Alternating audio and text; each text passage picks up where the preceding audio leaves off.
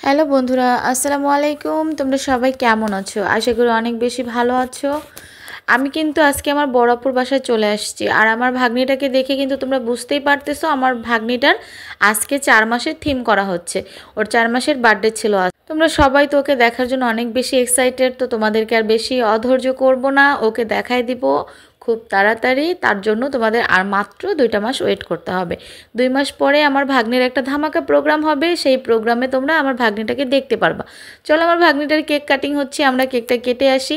আর আমরা কিন্তু ওর থিমের সাথে ম্যাচিং রেখেই কিন্তু কেকটা হচ্ছে বানানোর ট্রাই করছে আমার বড় আপু, সেইভাবেই কিন্তু থিমটা করা হয়েছে।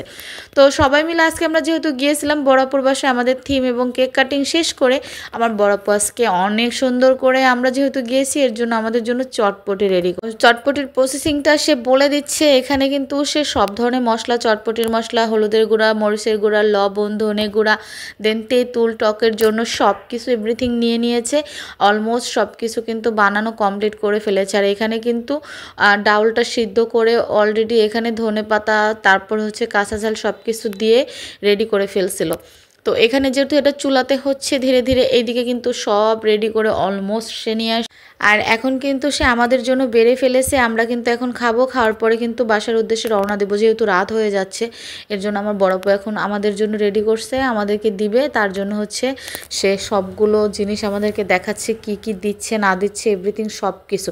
ফাইনালি কিন্তু ওর চটপটিটা আমাদের জন্য রেডি করে ফেলছে। সেটা কিন্তু একদম মানে খুবই সুন্দর দেখা যাচ্ছে, আর অনেক বেশি দিয়ে দিয়েছে, এত কিন্তু আমি খেতে পারিনি। চটপটিটা দেখে ইয়ামি ইয়ামি লাগতেছে না? আপনাদের খেতে ইচ্ছে করতেছে গাইজ? বলেন, যদি মানে খেতে ইচ্ছে করে তাহলে আপনারা কিন্তু চলে আসতে পারেন। আর আমার বড়পুর অ্যাড্রেস তো অনেকেই জানেন, তার ডিএস ফ্যাশনের অ্যাড্রেস সবাই আপনারা জানেন। তো ফাইনালি আমাদের জন্য এখন রুমে নিয়ে আসতেছে চটপটিটা, এখন আমাদেরকে রুমে দিবে। ও মা ফার্স্টে তো ভাইয়াকে দিল, আমি তো জানি না যে ভাইয়াকে প্রথমে দিবে।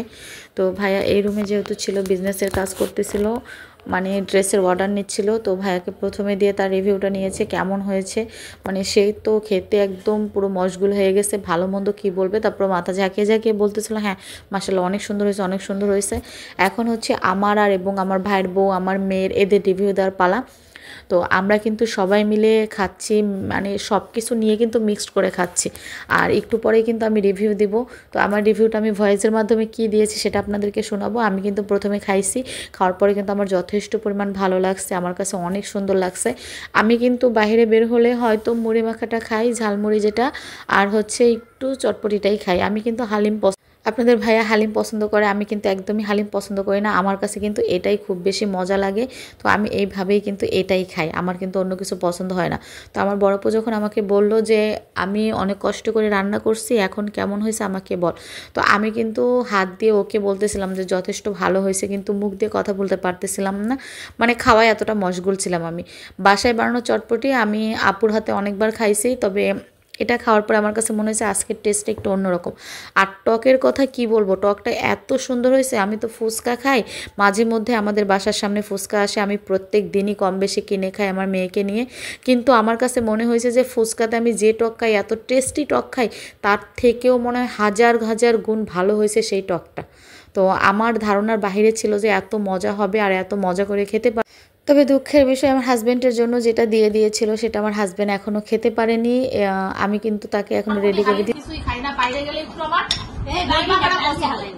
চটপটি যেটুকুই খাইছি তার থেকে যথেষ্ট পরিমাণ ভালো হয়েছে। তোমার কেমন লাগছে? খুব মজা হয়েছে, ভালো লাগছে? খাও। আমি তো ফুচকার সাথে টক খাই, এত বাজে টক দেয় বলার বাহিরে। এটা ঘরে বানানো টক আমার সামনে বানাইছে, আর এত মজা হয়েছে আমি বলতে পারবো না। তোমার ভালো লাগছে সব? এটি মানছে খায়? যা, তুই কথাই কইস না। খায় কে খায় তাহলে? আমি বানাইছি। কি হয়েছে? মজা হয়েছে? না আমি ওই যে ভাবলাম যে পিছনে ঝাড়ুটা আসিল, একটু হাতে নিমু কিনা, বেশি কথা কইতেছে তো। আমি তো বললাম মজা হয়েছে, মজা না হলে খাইতেছি। হ্যাঁ খা, বেশি বেশি করে খা। যাই হোক গাইস, ভাই একটু ফাজলামি করলো, একটু ভিউ বাড়ানোর জন্য একটু নাটক করলো। তো সব কিছু শেষ করে আমরা কিন্তু এখন খাওয়া দাওয়া শেষ করতেছি। আর আমি কিন্তু খুবই তাড়ার উপরে ছিলাম, আমি বাসা চেঞ্জ করব, আমার হচ্ছে প্রচুর কাজ বাসায়। তারপরও আমার ভাগ্নির জন্য আমার আসতে হয়েছে, তো আমি প্যারা নিয়ে আসছি, এর জন্য খুব দ্রুত খাচ্ছি, তাড়াতাড়ি চলে যাব। আমার ভিডিওটা যদি আপনাদের ভালো লাগে অবশ্যই লাইক কমেন্ট শেয়ার করে আমার পাশে থাকবেন। আজকে এখানে বিদায় নিচ্ছি।